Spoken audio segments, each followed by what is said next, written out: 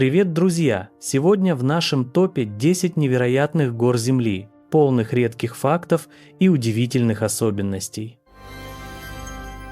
Начнем с первой – Эверест, или Джомолунгма, как зовут ее в Тибете. Эта гора возвышается примерно на 8850 метров над уровнем моря и считается самой высокой на планете. Интересно, что ее вершина состоит из окаменелого известняка, который когда-то был дном древнего океана. Представьте, морские окаменелости на такой высоте. Гора сформировалась около 450 миллионов лет назад из-за столкновения тектонических плит, и она продолжает расти примерно на 4 мм в год.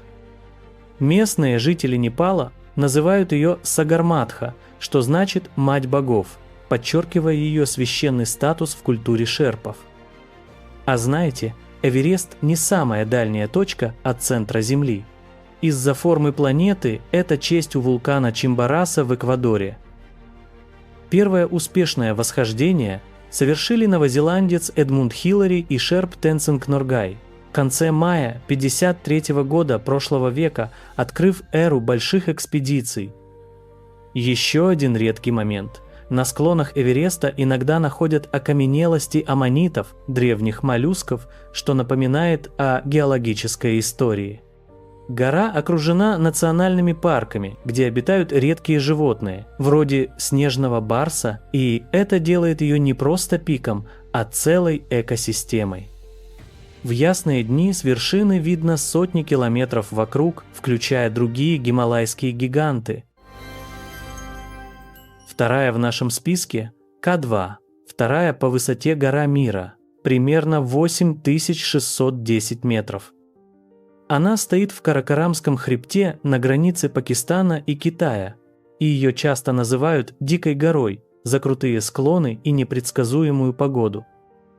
Уникально, что К2 – один из 14 восьмитысячников, но ее форма пирамиды с острыми гребнями делает подъем настоящим испытанием для альпинистов.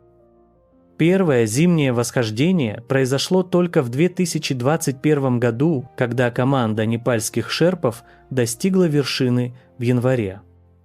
Это было историческим достижением после многих попыток. Гора получила свое имя от топографической экспедиции в XIX веке, когда ее отметили как второй пик в Каракаруме, и оно прижилось, хотя официально она зовется Чагари, что значит «большая гора» на местном языке. Редкий факт: на К2 есть маршрут под названием Ребро Абруццкого, названный в честь итальянского герцога, который исследовал его в начале XX века, и этот путь стал классическим для экспедиций. Еще интересно, что вокруг К2 раскинулись ледники длиной до 60 километров, питающие реки в регионе. И это делает ее ключевым источником воды для миллионов людей в Азии. В отличие от Эвереста, К2 менее коммерциализирована, сохраняя ауру настоящего приключения для опытных путешественников. Третья в топе – Маттерхорн. Величественная гора в Альпах на границе Швейцарии и Италии высотой примерно 4480 метров. Ее форма идеальной пирамиды с 4 гранями делает ее одним из самых узнаваемых пиков мира, часто сравниваемым с рогом или зубом. Редкий факт. Маттерхорн образовался около 50 миллионов лет назад из-за эрозии, и его скалы состоят из гнейса, который придает ему серо-зеленый оттенок в лучах солнца. Первое восхождение состоялось в середине июля 1865 года под руководством англичанина Эдварда Уимпера, но трагично, 4 из 7 погибли на спуске из-за обрыва веревки. Гора окружена ледниками, которые тают медленнее, чем в других частях Альп, благодаря ее изолированному положению, и это создает уникальные микроклиматы для альпийской флоры. Еще интересно, что Маттерхорн вдохновил логотип шоколада Тоблерон, символизируя швейцарскую точность и красоту. С вершины открываются панорамы на 40 вершин выше 4000 метров, делая ее раем для фотографов. 4. Фудзияма – священный вулкан в Японии. Высотой около 3770 метров с почти идеальной симметричной конусной формой. Он считается спящим вулканом. Последнее извержение было в начале 18 века, и сейчас его склоны покрыты лесами и снегом зимой. Уникально, что Фудзияма – это стратовулкан, сформированный слоями лавы и пепла за тысячи лет. И его вершина часто скрыта в облаках, что в японской культуре символизирует божественность. Гора почитается как святое место, и ежегодно на нее поднимаются сотни тысяч паломников по тропам, ведущим к синтоистским святилищам. Редкий момент. Весной вокруг Фудзияма расцветают сакуры, создавая розово-белый контраст с ее темными склонами. А осенью – красные клены, что вдохновляло художников вроде Хокусая на знаменитые гравюры. Еще факт – Фудзияма видна из Токио в ясные дни. Расстояние около 100 километров, и это делает ее символом японской гармонии между человеком и природой. Восхождение занимает от 5 до 10 часов, доступно даже новичкам с хорошей подготовкой. 5 в нашем топе – Килиманджаро. Высочайшая гора Африки в Танзании. Примерно 5895 метров над уровнем моря.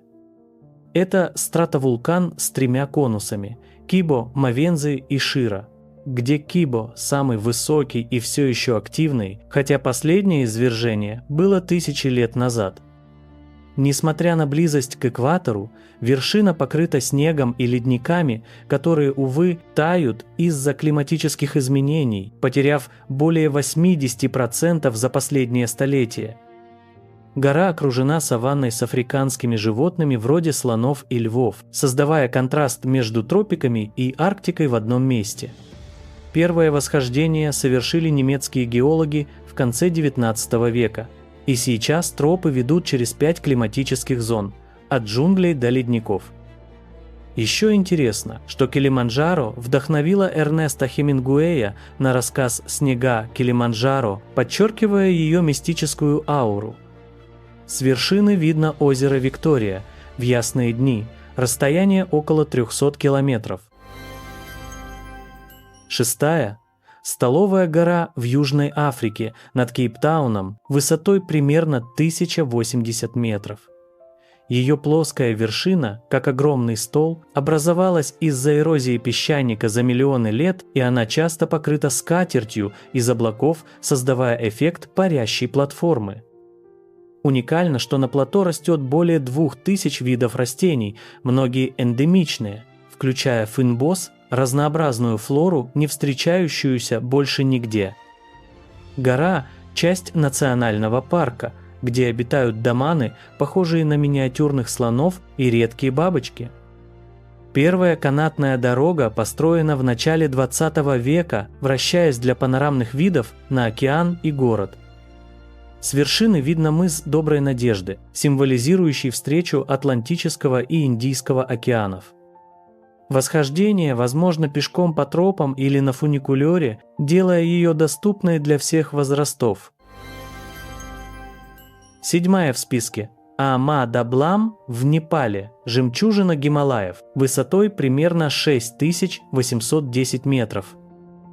Ее форма напоминает материнскую шею с ожерельем, что и дало название «Мать с жемчугом» на языке шерпов. И она часто считается самой красивой горой мира за элегантные гребни. Редкий факт – Ама-Даблам образовалась из гранита и гнейса около 30 миллионов лет назад, и ее юго-западный гребень – это классический маршрут для альпинистов, требующий технических навыков на ледяных стенах. Первое восхождение совершила новозеландская команда в начале 60-х годов прошлого века, открыв путь для экспедиций. Гора окружена монастырями, где монахи проводят ритуалы для безопасных подъемов, подчеркивая ее духовное значение. Если вы любите такие мистические детали, то жмите на колокольчик. Еще интересно, что с ее склонов видно Эверест, Лхотзе и Макалу, создающие невероятную панораму из восьмитысячников, что редко где встретишь. Восхождение занимает около месяца с базовыми лагерями на высоте 5000 метров.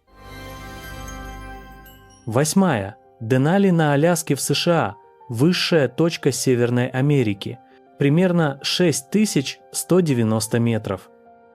Гора также известна под именем МакКинли. Ее атабаскское имя Денали значит «высокий», подчеркивая ее доминирование в хребте. Уникально, что Денали имеет самый большой вертикальный подъем от базы до вершины – около 5500 метров, больше, чем у Эвереста, бросая настоящий вызов альпинистам. Гора покрыта ледниками толщиной до километра, питающими реки, и ее погода меняется за минуты от штиля к буре. Первое восхождение в начале 20 века совершила местная команда, доказав, что арктические условия преодолимы.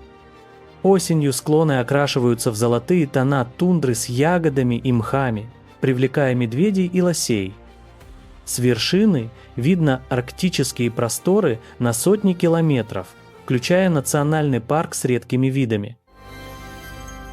9 в топе – Аконкагуа в Аргентине, высочайшая гора Южной Америки в Андах, примерно 6960 метров.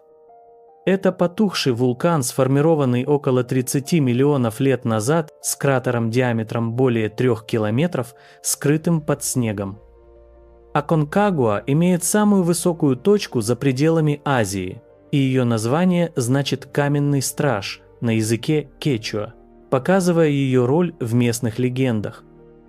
Гора окружена пустынями и ледниками, создавая экстремальные контрасты температур от минус 30 градусов на вершине до плюс 30 в долине. Первое восхождение совершил швейцарец в конце XIX века. И сейчас маршруты включают польский ледник с техническими участками. Еще интересно, что на склонах находят мумии инков, жертвы древних ритуалов, что добавляет исторической загадки. С вершины видно Тихий океан в ясные дни, расстояние около 200 километров. 10. Виникунка в Перу, известная как Радужная гора, высотой примерно 5200 метров. Ее разноцветные слои от красного до бирюзового образовались из минералов вроде железа и серы за миллионы лет эрозии. Невероятный эффект природной палитры. Уникально, что цвета появились недавно из-за таяния снега, и гора была открыта для туристов только с 2010 года, быстро став хитом. Местные индейцы считают ее священной, связанной с духами Анд, и проводят церемонии с листьями коки для удачи. А на высоте обитают викуньи, дикие родственники лам, адаптированные к разреженному воздуху. Восхождение занимает около 3 часов от базового лагеря с видами на ледник Аусангате. Друзья, мы разобрали 10 невероятных гор Земли, от Эвереста до Радужной Виникунки, полные редких фактов и чудес. Надеюсь, вдохновили вас на путешествие. Поставьте лайк и подпишитесь, чтобы следить за новыми топами о природе. Всего наилучшего и увидимся в новом выпуске.